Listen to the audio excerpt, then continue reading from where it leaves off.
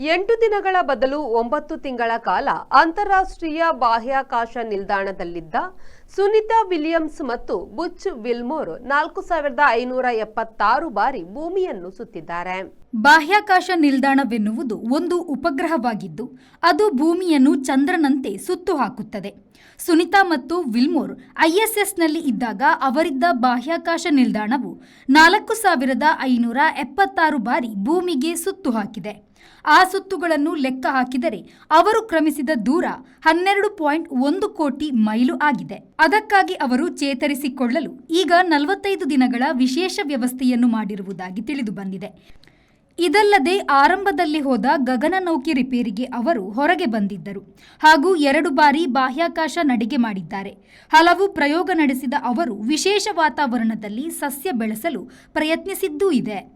Bureau report V4 news Houston. Mummy, summer vacations ಗೆ ಈ ಸರಿ ವಾಟರ್ ಪಾರ್ಕ್ ಗೆ ಹೋಗೋಣ. ಶೋರ್ ಕಲ್ಲ, ಮಾನಸ ವಾಟರ್ ಪಾರ್ಕ್ ಗೆ ಹೋಗೋಣ.